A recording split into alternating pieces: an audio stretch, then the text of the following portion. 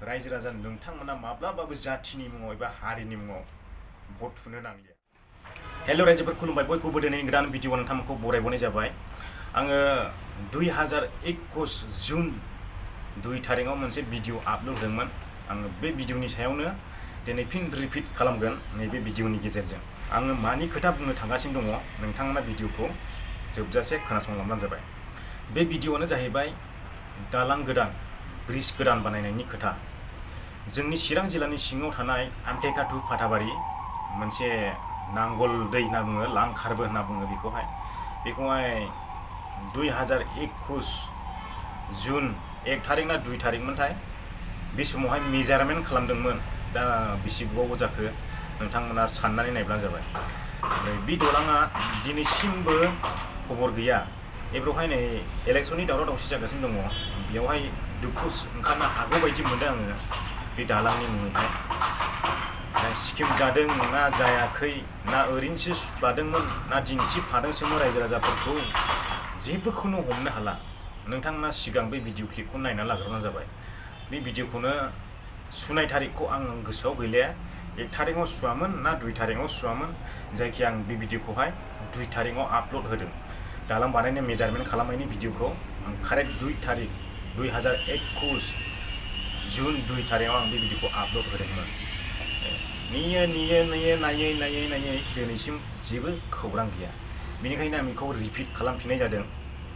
नोंथांमोना सिगां भिडिअखौ नायना लाग्रोबानो जाबाय।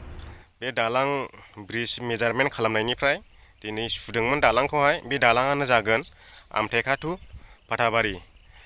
ओमफ्राय मिटारखौ खोन्थानो आङो नोंथांमोननोहाय। मिटारा जादों 600 फुटना दैयाव थागोन आरो 500 फुटना बोरियाव थागोन आरो। बे 500 फुटना ओरै 250 ओरै 250 नामाथाय, बेखौ आं बुंजोबनो हानाय नंलिया।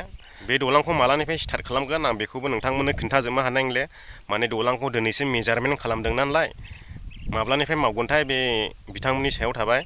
जानो हागौ फैगोन बोसोरनिफ्राय मावगोन, 2022निफ्राय मावनो हागौ आंनि नुहुरनायावहाय आरो। दाथ' स्किमबो जायाखै नालाय, दासो सोगोन बेखौहाय। दा मालानि समावहाय जानानै फैयो, खालमासि जायो ना फेरा खालमासि जायो, बेखौ जोङो नेनानै थासिगोन रायजो राजाफ्रा। जेखियानो जाया मानो दलाङा जाफुंब्लानो जाबाय आरो जोंनि थाखाय। बे दलाङा जाफुङोब्ला जोंनि थाखायबो बिराद मोजां जागोन, सुबिदा जागोन जोंनि थाखायबो थांलाय फैलायनि थाखाय। माने बोसोरफ्रोमबो जोङो नावजोंसो बारनांगौ जायो थांलाय फैलाय खालामनो थाखाय। आरो ओरैथिं थाबाय मोनसे आइपुवालि होननाय, आइपुवालिनिबो दा गोजौनि होबावनांगौ दङ, माला जाहैगोन। गैयालाबो 2-3 बोसोरसो नांबावगोन। आरो जोंनिथिं ओरैजों खालामबाय जाहैबाय आमटेका टु फाथाबारि, फाथाबारि टु आमटेका, बे बारग्राखौ खालामबाय जाहैबाय। हरैहाय फुराना लामानि एसे साहाजों लादों मेजारमेन्टखौहाय, माने हरैजों गुसेबसिन नालाय, बे गुसेबसिन जानायखौ नायबाय आरो। बे दालांखौ सुनायाथ' UPPL गभर्नमेन्टनिफ्रायनो सुदोंमोन, सिदा बुंनो हायो UPPL गभर्नमेन्टनिफ्रायनो सुदोंमोन बे दालांखौ मेजारमेन्ट खालामनाया। बे दालाङा बेसे गोलाव जादोंमोन बेसे गोलाव जायाखैमोन नोंथांमोना बेखौहाय दहायनि भिडिअआवनो खोनाजोबखाबाय। बेफोरबायदि जखा जाजोबखाबायमोन। बेखौहाय आरो मेन लामानि साहाजों लानाय जादोंमोन। बे दालांनि बागै दिनैसिमबो रावबो जेबो बुंनो हाया। माने चेयारमेन रावनिबो खुगानिफ्राय खोनाया दिनैसिमबो जानानै फैदोंना फैयाखै, ना रायजोफोरखौ ओरैनोसो थगायदोंमोन भट मोननो थाखाय। गोबां साननो गोनां बाथ्रा। आरो दाथ' इलेक्सन सफैफिनबाय आरो बेखौनो बिथांमोना बुरखांफिननो हागौ, नोंथांमोना नायबायल' था। बेनिखायनो आङो बुंलांनो सानो रायजो राजा नोंथांमोना जाथिनि मुङाव एबा हारिनि मुङाव माब्लाबाबो भट दाहोसै। आङो बेखौसो बुंनो सानो।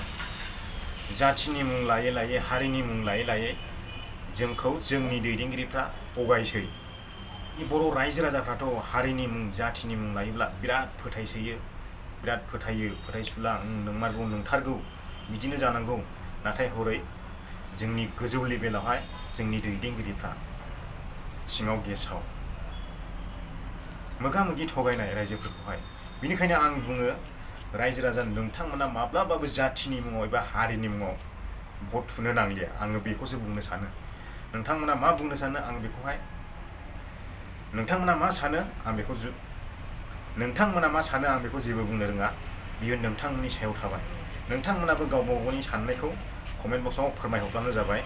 दा खोन्थाखाबाय आङो दालांखौहाय जोंनि चिरां जिल्लानि सिङाव थानाय आमथेखा टु फाथाबारि टु बेंटल आइपुवालिनिबो दासिमबो कमप्लिट जायाखै दालाङा बानायबाय बियो बानायनायालाय नाथाय दिनैसिमबो बियो कमप्लिट जायाखै आमथेखानिथ' ओरैहाय आमथेखाजों ओरैहाय फाथाबारि बारस'ग्रा मोनसे ब्रिज खालामनायदोंमोन बेथ' दिनैसिम गैया 2021निनो बाथ्रा जुन मासनि दा बेनो रायजो राजा नोंथांमोन आं गोबाव खोथा बुंदोंसो गैले जोङो बे दालांखौ मोननांगौ ना मोननाङा नोंथांमोना कमेन्ट खालामजाबाय आरो नोंथांमोना जुदि दालांखौ मोनजाथारनो लुबैयोब्ला भिडिअखौबो शेयार खालामब्लानो जाबाय एसेनोसै गोजोननाय थाबाय बयनिसिमबो जय बर' हारिनि